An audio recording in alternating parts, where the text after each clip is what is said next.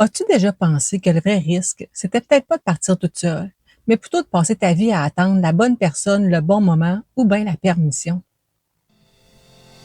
J'ai passé ma vie à essayer de rentrer dans le cadre, de faire ce qu'on attendait de moi. Puis j'ai compris, je suis pas faite pour rentrer dans une seule case. Ici, on va parler de voyage, de destination, de vie de nomade, de liberté, de réalité qu'on ne montre pas toujours, puis de tout ce qu'on porte en nous quand on décide enfin de vivre comme on l'entend. Bienvenue dans Geneviève Voyage, entre escale et inspiration, le podcast d'une conseillère en voyage nomade qui refuse encore de rentrer dans la boîte.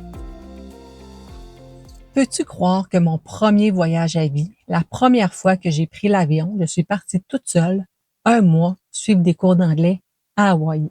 Ouais, j'ai fait ça, moi. Je suis partie comme ça.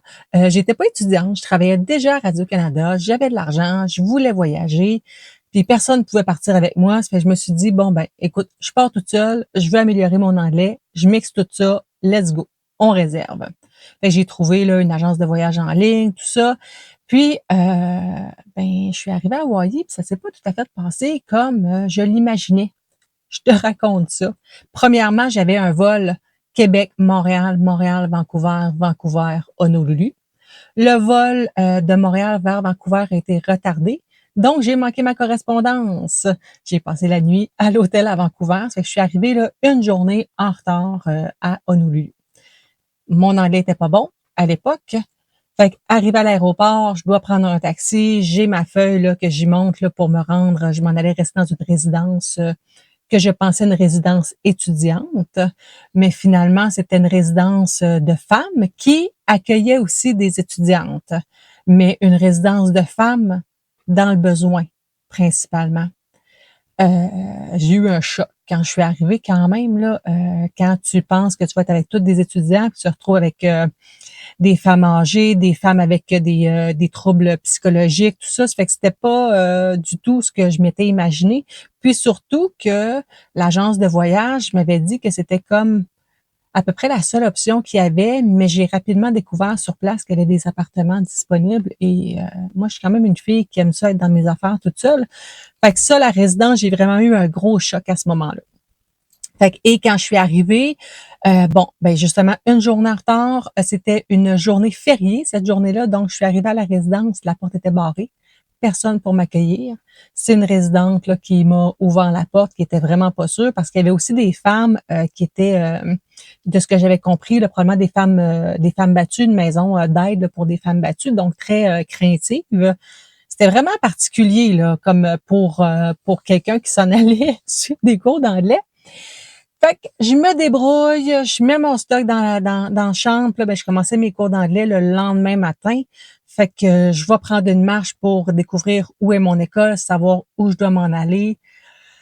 Je cherche, j'ai besoin d'une carte d'appel parce que c'était au début des années 2000, peut-être 2005, là, je suis pas super bonne dans les dates, 2005-2006 peut-être. Puis, fait que dans ce temps-là, il n'y a pas de cellulaire, c'était vraiment des cartes avec des cabines téléphoniques. Ça fait que j'essaie de m'acheter une carte, je réussis, et puis là, je demande une carte de la ville, on me comprend pas. Si je me souviens bien, je demandais card au lieu de map. Fait que personne ne comprenait pas. Je réussis à me retrouver. Et là, le lendemain, ben, je passe une nuit dans ma chambre de résidence où je dors pas super bien, on s'entend. Stressée de commencer mes cours d'anglais, tout ça. Le lendemain, j'arrive à l'école et là, on me fait passer un test d'évaluation pour savoir où je me classe. Et je découvre que en arrivant, ben, c'est principalement des étudiants qui vont passer réellement plusieurs mois, tu sais, une immersion là, de plusieurs mois, tout l'hiver ou une année, tout ça. Mais j'arrive en milieu de session. Les sessions commencent au début du mois, finissent à la fin. Et moi, en arrivant de la mi-février à la mi-mars, j'arrive dans le milieu d'une session, donc les étudiants sont en train de se préparer pour leur examen de fin de mois. Fait que c'est un peu le bordel encore là, déception. Euh, il fait pas beau. En février, à Hawaï, l'hiver à Hawaï, c'est très, très pluvieux. C'est super verdoyant, c'est magnifique, mais beaucoup d'oranges. Moi, je m'imaginais finir l'école, m'en aller sur le bord de la plage. Pas ça qui s'est passé. Pantoute, il ventait, il faisait fret, comme on peut dire. Fait que les déceptions s'enchaînaient. Je me souviens même d'avoir appelé mon chum à l'époque, pauvre Dave, je te salue si t'écoutes. Je pleurais. Puis là, je disais, je sais là que ça va être correct, puis ça va bien aller, mais là, ça va pas. Fait que- et moi, écoutez, j'ai ventilé, puis j'ai continué mon voyage. Mais toutes ces mauvaises expériences-là, entre guillemets, c'était, en fait, j'étais pas juste en train de faire un voyage, j'étais en train d'apprendre que j'étais capable de me faire confiance. Parce qu'il y a ça aussi dans les voyages, hein. On fait pas juste découvrir des beaux paysages, on apprend beaucoup sur nous. Et moi, à ce moment-là, dans la vingtaine, ben, j'étais en train d'apprendre que j'étais capable de me faire confiance, que j'étais capable de me débrouiller, même si mon anglais était pas parfait. Je réussissais à me faire comprendre. Puis ben, ça faisait partie de mes apprentissages de vie. Fait que là, peut-être qu'en m'écoutant, t'as vraiment pas le goût de partir en voyage toute seule, ou peut-être que tu te dis, oh wow, j'aimerais ça avoir le guts de partir toute seule. Mais je te dirais que pour moi, je pense que tout le monde devrait faire au moins un voyage seul dans sa vie. C'est vraiment quelque chose à expérimenter, quelque chose à vivre.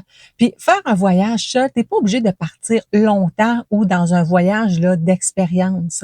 Moi, dans la dernière année là, j'ai eu beaucoup de clientes qui m'ont contacté pour faire un premier voyage seul. Puis elles sont parties dans des tout inclus parce que c'est quand même encadré. Mais pour elles, c'était quand même gros faire ce genre de voyage-là. Partir de Gaspé, se rendre à l'aéroport de Québec toute seule, prendre l'avion toute seule, tout préparer toute seule, arriver sur le resort, avoir peur de se faire juger même, hein? Puis finalement, ils se sont rendus compte que ça s'est super bien passé. Fait que pour ces femmes-là, partir toute seule, c'était tout un défi. Puis vraiment, puis il y en a là qui m'ont appelé plusieurs fois, posé plein de questions, puis ils me disaient, oh Geneviève, je m'excuse, là, tu vas me trouver niaiseuse. Puis non, je te trouve pas niaiseuse parce que je comprends absolument le feeling que tu vis à l'intérieur dans la planification d'un voyage toute seule qu'on l'a jamais fait. Puis je vous dirais, moi j'ai fait plusieurs voyages seuls. Par après, là, je suis partie 3 mois faire Compostelle. Puis pour la job aussi, je suis déjà partie toute seule. Mais le feeling intérieur est toujours le même. Même si je suis habituée de voyager, me rendre à l'aéroport tout ça, moi, j'ai pas le sens de l'orientation. Ça fait que juste me rendre à l'aéroport, des fois, c'est un défi. Ça fait que me retrouver dans une ville toute seule, me débrouiller toute seule, c'est un défi. Fait que même si on va juste dans un tout inclus toute seule, des fois, c'est vraiment une très grande étape dans notre vie de voyageur. Puis tout le monde devrait faire ça. J'interromps quelques instants pour te rappeler que je suis une vraie conseillère en voyage puis que j'ai mon permis de l'Office de la protection du consommateur. Si tu as envie de m'encourager, rends-toi directement sur mon site genevièvevoyage.com pour réserver toi-même ton voyage, mais quand même avoir accès à mes services et conseils. Sinon, envoie-moi une demande de soumission pour un accompagnement complet. On retourne au podcast. Je vous ai dit aussi que je suis partie à Compostelle, hein, 3 mois, toute seule. Mais ça a été un tout autre voyage. Ça, c'était en 2009. Et le voyage à Compostelle, je suis partie toute seule pour marcher le chemin de Saint-Jean-Pied-de-Port jusqu'à Saint-Jacques-de-Compostelle. 3 mois, 1500 kilomètres. Mais en fait, j'ai jamais été toute seule durant ce voyage-là. J'ai toujours été avec quelqu'un. Le chemin a cette faculté de nous apporter des gens. J'ai vraiment pris panique à certains moments. Au tout début, là, j'ai marché avec un groupe de Français retraités. Les 10 premiers jours, eux, ils étaient là. Et quand ils ont quitté, j'ai vraiment un peu craché. Je me disais, oh mon Dieu, je me retrouve toute seule. Qu'est-ce que je vais faire? Qu'est-ce qui va m'arriver? Puis j'ai toujours eu des gens avec qui j'ai marché, des gens avec qui que j'ai rencontré, avec qui j'ai mangé, que j'ai échangé, tout ça. Donc, voyager toute seule aussi, ça veut pas dire nécessairement être toute seule. On rencontre des gens en voyage. On peut partir en groupe accompagné. Fait qu'on part toute seule, mais rendu avec le groupe, ben là, on a un cadre. On n'est pas obligé de se pitcher dans le vide, puis pas savoir qu'est-ce que c'est partir à l'aventure sac à dos là, pour vivre des expériences puis apprendre sur soi. Toutes les sortes de voyages, j'allais l'apprendre avec moi là en jasant. Pour moi, toutes les sortes de voyages sont valides. Que ça soit autant un voyage sac à dos, tout inclus dans le sud, en Europe, un circuit accompagné, une croisière. Pour moi, c'est tous des voyages où on apprend des choses différentes sur soi et c'est ça qui est important. Moi, quand le monde juge les voyages dans le sud ou les croisières, peu importe, Ben moi, j'ai rencontré des gens sur le chemin de Compostelle qui étaient plus vides à l'intérieur dans leur réflexion que des gens que j'ai rencontrés dans le sud. Fait que c'est pas la destination qui est importante. C'est ce qu'on a besoin d'aller chercher, puis c'est ce qu'on apprend. Puis ça, ben, on peut l'apprendre n'importe où. Attendre avant de partir toute seule, attendre d'avoir quelqu'un avec soi ou peu importe. Attendre, ne pas oser partir toute seule, c'est un peu comme tu sais, quand on achète une bonne chandelle là, qui sent bon, puis on veut pas l'allumer pour pas l'user trop vite, puis que finalement, on se rend compte 5 ans plus tard qu'elle sent plus rien, puis que finalement, elle a pris de la poussière. Mais pour moi, c'est un peu la même affaire. Hein. Si tu t'achètes une chandelle qui sent bon, ben allume-la, brûle-la pour que ça sente bon chez vous, profites-en. Puis quand elle va être usée, finie, ben t'en achèteras un autre. Fait que voyager toute seule, dire ben je peux pas voyager toute seule, je vais attendre d'avoir quelqu'un avec moi, je vais attendre d'avoir l'argent ou d'avoir le bon moment. Bon, là, l'argent, je suis pas en train de vous dire de vous endetter pour partir en voyage tout seul, mais il y a toujours des solutions. En fait, c'est souvent des excuses qu'on se donne parce qu'on a un peu la chienne de partir toute seule. Mais moi, j'ai vraiment envie de vous dire d'oser. Faites-le, mais allez-y graduellement. Comme je vous dis, pas obligé de partir un mois suivre des cours d'anglais, pas obligé d'aller faire un pèlerinage. Allez-y avec ce que vous connaissez, parce que l'idée, c'est pas de faire une crise de panique à l'aéroport, là. Allez-y tranquillement. Ça peut être juste une fin de semaine dans un chalet. Tout le monde veut aller passer une fin de semaine dans un chalet, mais personne n'y va parce que finalement, ben là, j'ai pas trouvé personne pour y aller, Ben, loue-le ton chalet, va passer une fin de semaine tranquille, apporte-toi des livres, va profiter de la nature, peu importe. Mais tu sais, oser faire des choses toute seule, tranquillement, pour s'habituer et pour éventuellement vivre une expérience de voyage toute seule, parce que comme je vous dis, partir toute seule, ça déclenche des choses en soi. On apprend à se faire confiance et on apprend différentes choses sur soi qui sont vraiment très grands. J'ai envie de le dire comme ça. La confiance, hein, on n'en a jamais trop. Ben là, ouais, je sais pas, là, peut-être qu'il y en a qui en ont trop, mais en voyage, puis apprendre sur soi, grandir dans nos expériences, on n'en a jamais trop. Fait que osez, mesdames, faites-le. Puis je parle au féminin parce que c'est surtout les femmes qui culpabilisent. Et puis, je l'ai eu dernièrement, une cliente. Là, ça vient d'arriver.